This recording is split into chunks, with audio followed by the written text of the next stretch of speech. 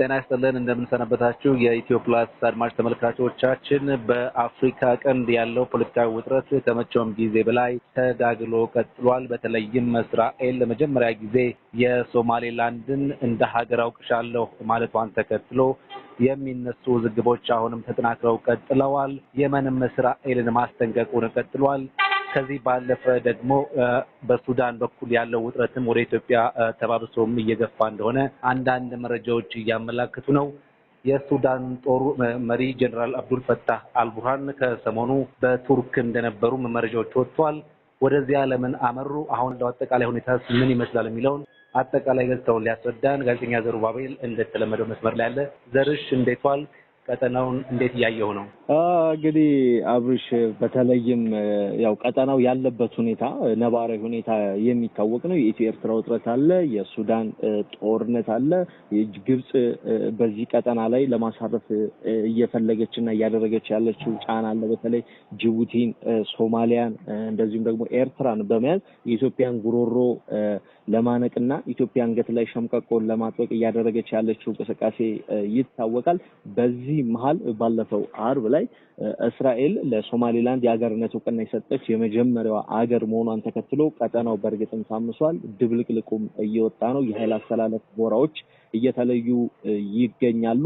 በእርግጥም የመካከለኛው ምስራቅ የአረብ ሀገራትና ሀያላን ሀገራት እዚህ ቀጠና ላይ ተፋጠዋል።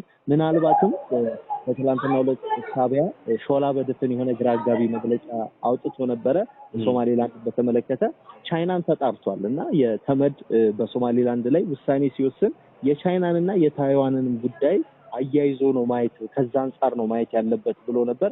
ቻይና ደግሞ በዛሬው ዕለት ታይዋንን ለመክበብና ምንም አይነት እንቅስቃሴ እንዳታደርግ እና ወደቦቿንም ለመቆጣጠር ጭምር ወታደራዊ እንቅስቃሴ እያደረገች ትገኛለች። ይህ እንግዲህ ለምስራቅ አፍሪካ ቀጠና ምን ማለት ነው የሚለውን እንመለከተዋለን። ከዚያ በፊት ግን የሱዳን ጦርነትም እዚህ ጋር አብሮ የሚያዝ ጉዳይ ነውና እሱን እንመልከተው። እንግዲህ ከዚህ ቀደም አልጀዚራ አንድ ዘገባን አውጥቶ ነበር ከ3 ሳምንታት በፊት በቤንሻንጉል ጉሙዝ ኩርሙክ በተባለ አካባቢ ላይ ኢትዮጵያ ለፈጥኖ ደራሽ ኃይሉ የወታደራዊ ልምምድና የጦር ቤዝ ማዕከል ሰጥታለች የሚል መረጃን አጋርቶ ነበር። ይሁንና ግን የኢትዮጵያ ባለስልጣናት እዛው አልጀዝራ ላይ ስማቸው ያልተጠቀሰ የኢትዮጵያ ከፍተኛ ባለስልጣናት ያን መረጃ አስተባብለውት ነበረ።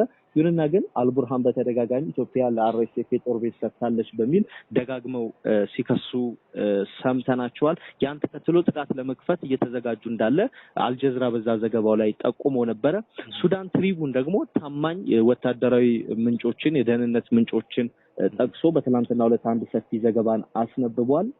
ሱዳን በአልቡርሃን የሚመራው የሱዳን ብሔራዊ ጦር በዚህ በቤንሻንጉል ጉሙዝ አቅጣጫ ኩርሙክ አካባቢ ላይ ወደ ኢትዮጵያ ጥቃት ለመክፈት እየተዘጋጀ እንደሆነ መዘጋጀት ብቻ ሳይሆን ዝግጅቱን ሙሉ ለሙሉ እንደጨረሰ በዚህ ሳምንት ውስጥም ጥቃት መክፈት እንደሚጀምር ይፋ አድርጓል። እንግዲህ ይህ መረጃ የወጣው ባለፈው ሳምንት ዓለም አቀፍ የበረራ ደህንነት ተቆጣጣሪዎች ያወጧቸው ሪፖርቶች ነበሩ። በዛ ሪፖርቶች ላይ ከዩናይትድ አረብ ኤምሬትስ ወደ ኢትዮጵያ የሚደረጉ የአየር በረራዎች እጅጉን ጨምረዋል የሚል መረጃ ሲወጡ ነበር። ይህም እንግዲህ ለአርኤስኤፍ እንዲደርስ በኢትዮጵያ በኩል እየተረገፈ ነው የሚል መላምትን እያሰጠ ነበር። አሁን ደግሞ አልቡርሃን ወደ ኢትዮጵያ ድንበር ጥቃት ከፍታሉ፣ ኢትዮጵያ ግዛት ላይ ኩምሩክ ላይ ጥቃት ከፍታለሁ ነው እያለ ያለው። ኩምሩክ ምን አይነት አካባቢ ናት ካለን እንግዲህ በናይል ግዛት በኩል ኢትዮጵያና ሱዳን ሰሜን ሱዳን የሚዋሰኑበት ስፍራ ነች። በሱዳን ጦርነት ላለፉት 2 ዓመታት በርካታ በሺዎች የሚቆጠሩ የሱዳን ተፈናቃዮች ኩምሩክ ላይ በጊዜያዊ መጠለያ ጣቢያ ውስጥ ይገኛሉ። ይህች ኩምሩክ የተባለችው ስፍራ ደግሞ በወርቅ ማዕከልነት እጅግ የበለጸገች ስፍራ እንደሆነች ይታወቃል። እንግዲህ የሱዳን ጦርነት ደግሞ ምክንያቱና ማዕከሉ ደግሞ የነዳጅና የወርቅ ጉዳይ ነው። አዎ ሁለቱ ላይ ያነጣጠረ ነው። አይተው ከሆነ ከዚህ ቀደም በወጣ አንድ ዘገባ ላይ የሱዳን ጦርነት ከተቀሰቀሰ በኋላ ዩናይትድ አረብ ኤምሬትስ ከዓለማችን አንደኛ የወርቅ አቅራቢ ሆናለች የሚል መረጃ ወጥቶ ነበረ። የወርቅ ገቢዋም ከፍ ብሏል የሚል መረጃ ወጥቶ ነበር። ምክንያቱም በዩኤኢ በሱዳን ጦርነት አርኤስኤፍን ወግና ዋና ተዋናይ በመሆኗ ነው። እንግዲህ ኩምሩክ አሁን ላይ እንግዲህ በኩምሩክ በኩልም እንግዲህ ጥቃቶች ሊከፈቱ እንደሆነ ነው መረጃዎች የሚወጡት። ከዚህ አስቀድሞ ግን አልቡርሃን በዚህ በኩምሩክ አቅራቢያ ላይ ጥቃት ለመክፈት ከመንቀሳቀሳቸው አስቀድሞ ግን 3 ጥብቅ ጉዞዎችን አድርገው ነበር። ወደ ሳውዲ አረቢያ ሪያድ እና ወደ ግብጽ ካይሮ የኢሳያስ አፈወርቂን ዱካ ተከትለው ወደ ሁለቱ ሀገራት አቅንተው ነበረ። ከዚያ ቀጥሎ ደግሞ ባለፈው ሳምንት አጋማሽ ላይ ወደ ቱርክ አንካራ ኢስታንቡል አቅንተው ከረሲፕ ታይብ ኤርዶጋን ጋር ተነጋግረዋል። እንግዲህ ቱርክ እዚህ ቀጠና ላይ ምን እያደረገች ነው የሚለው እጅግ ወሳኝ ነው። ቱርክ በሱዳኑ ጦርነት ላይ የኃይል አስተላለፏ ከአርኤስኤፍ ጎን ሳይሆን ከሱዳን ብሔራዊ ጦር ኤስኤኤፍ በኩል ነው። በሶማሊያ ደግሞ ካየነው ኦልሞስት ሶማሊያ የቱርክ ንብረት ሆናለች ማለት ይቻላል። የድሮን መንደርደሪያዎችን በሶማሊያ ሰርታለች፣ የጦር ቤዞችን ሰርታለች፣ የአሳ ምርቶችን እንዳለ የሶማሊያን የአሳ ምርቶች ሙሉ ለሙሉ የምትቆጣጠረው ቱርክ ነች እና አሁን ላይ የሐሰን ሼክ መሐመድ መንግስት በሶማሊያ ውስጥ እንግዲህ ቱርክ ኪስ ውስጥ የሚገኝ መንግስት ነውና ሉዓላዊ አገር ነው ልትለው አትችልም።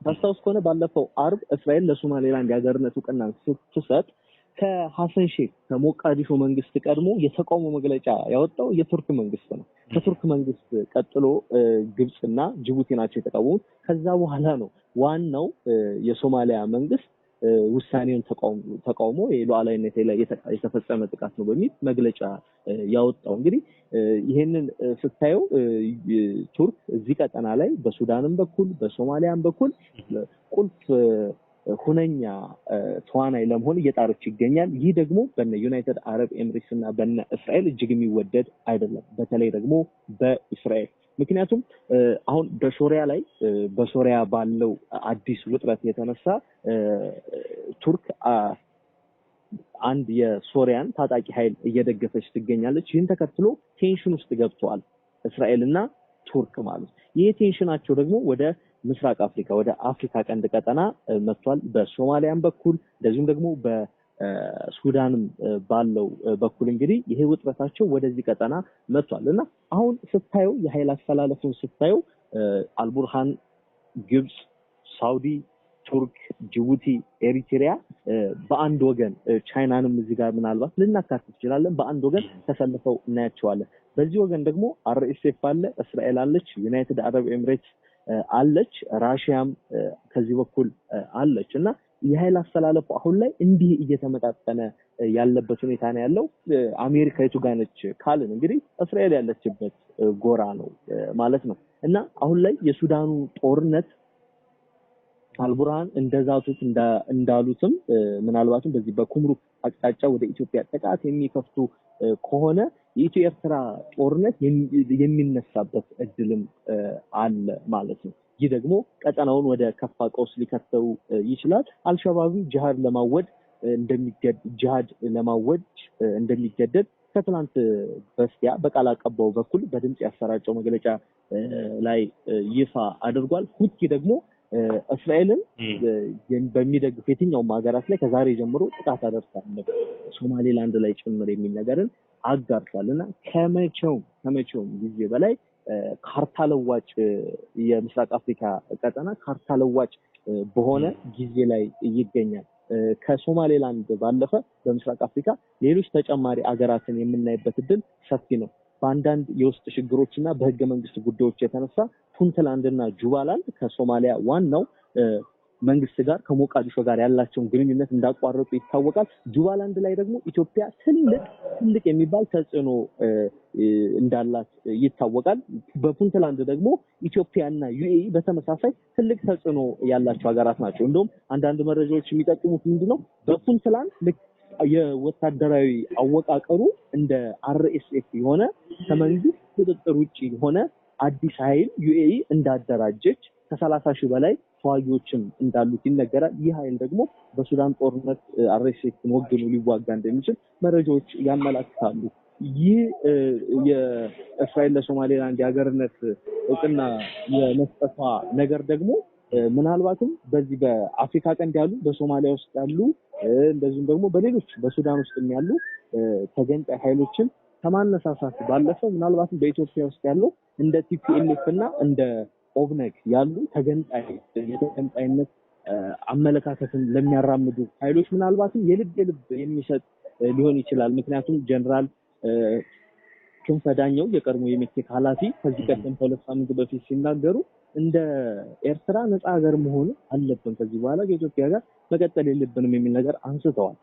እንደ ቲፒኤልኤፍ እንትን አይነት አቋም አይያዝ እንጂ እንደ ድርጅት አቋም ባይያዝም በቲፒኤልኤፍ ውስጥ ግን የመገንጠልን አይዲያ የሚያቀነቅኑ አሉ። ከሱ ባለፈ ደግሞ እንደ ሳልሳይ ወያኔ ያሉ ፓርቲዎች በምርጫ ቦርድ ትግራይን አገር እናደርጋለን የሚል የፖለቲካ ፕሮግራም ቀርጾ የሚንቀሳቀሱ አሉ እና ምናልባትም አሁን እስራኤል ለሶማሌላንድ የሰጠችው እውቅና ሌሎች በኢትዮጵያም ሆነ በሶማሊያ በሱዳን ላሉ ተገንጣይ ኃይሎች የልብ የሚሰጥ ምናልባትም በቀጠናው በጣም በርካታ ከዚህ በኋላ በሚቀጥሉት 3-4 ዓመታት በርካታ አዳዲስ ሀገራትን ልንመለከትበት የምንችለው እድል እጅግ ሰፊ ነው እና አሁን ላይ በቀጠናው ያለው የኃይል አስተላለፍ ነባራዊ ሁኔታ ይህንን ይመስላል። ኢትዮጵያም እንግዲህ ለኢትዮጵያ ምናልባት አሁን ላይ ያለው ሁኔታ ወይ ድል ወይ ስጋት ሊሆን የሚችልበት እድል እጅግ ሰፊ ነው። 50-50 ሊባል የሚችል ልክ ነው። ከመቼውም ጊዜ በላይ ነው ተባብሶ ያለው። በተለይ ደግሞ በአሶሳ በኩል ያለው እንቅስቃሴ ከሱዳን ከግብጽ ጋር የተያዙ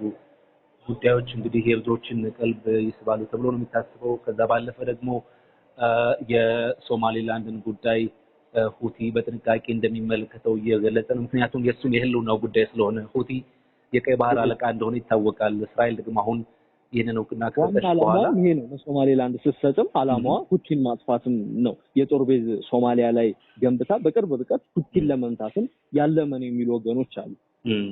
ልክ ነው። እንግዲህ በሁለቱም ወገኖች በኩል ዛቻዎችን፣ ማስፈራሪያዎችን እየሰማን ነው። ምን ሊሆን ይችላል የሚለውን እንግዲህ የሚነግረን ጊዜና ጊዜ ብቻ ነው። እሱን እየተከታተልን እናደርሳለን። ለጊዜና ለመረጃ ዘርሽ በጣም አመሰግናለሁ። ቴንክ ዩ